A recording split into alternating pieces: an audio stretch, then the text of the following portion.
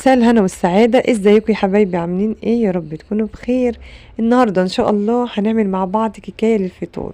زي ما انتوا شايفين كده كيكاية تحفة جدا. النهاردة ان شاء الله هنعملوها بمقادير بسيطة. هنعملوا كيكة المانجا، حاجة كده بجد تحفة جدا. بصوا ما شاء الله عالية ازاي، عايزة اقولكم ان هي خفيفة وهشة وبجد طعمها تحفة جدا. بشكر حبايبي اللي بيرفعوا لي فيديو على المنتدى، بشكركم من كل قلبي وان شاء الله يترد لكم باذن الله. وزي ما انتم شايفين كده النهارده مقاديرنا هتكون بسيطه جدا وكيكيه هتطلع معانا تحفه. بس في البدايه اللي ما حطش لايك يحط لي لايك، وما تنسوش اللايك يا حبايبي. واللي لسه جديد ما ينساش يشترك في القناه عشان يوصلوا كل جديد باذن الله. ويلا نقول بسم الله ونشوف هنبدا ازاي. شفشق الخلاط هحط كده 3 بيضات ومعلقه من الفانيليا، وهنزل بكوباية من السكر. هضربهم شوية مع بعض لمدة دقيقة، وبعد كده هكمل بقية المقادير. هنا هنزل بمعلقة من الخل، وكمان هحط نص كوباية من الزيت ويكون نوع الزيت نضيف. ضربتهم شوية كده برضو، وبعد كده حطيت كوباية من الحليب.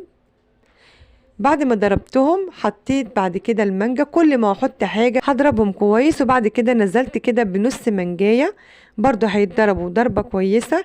وهنا بقى هنزل كده بكوبايتين من الدقيق يكون منخول، وحطيت عليه كيس بيكنج باودر ورشة صغيرة من الملح، وقلبتهم وسبتهم على جنب. وهنا بقى جبت بولة تانية وحطيت كده الخليط اللي كان في قلب الخلاط.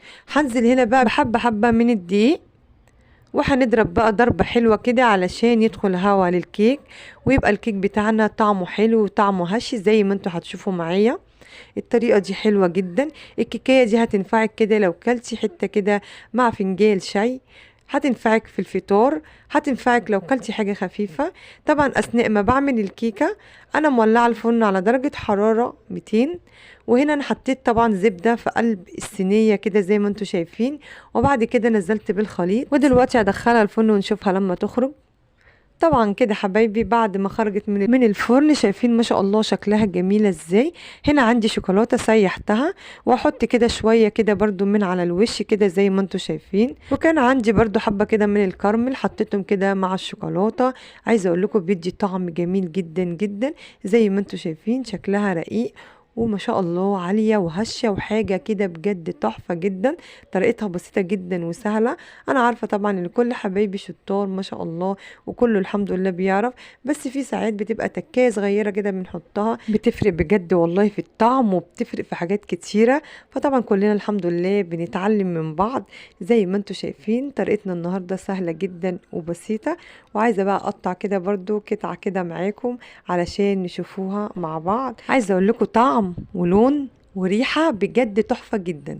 زي ما انتوا شايفين كده ما شاء الله هي كيكاية هشة. انا عايزة اقول لكم ان انا يعني حطيت لها الشوكولاتة وهي سخنة، وكمان قطعتها وهي سخنة.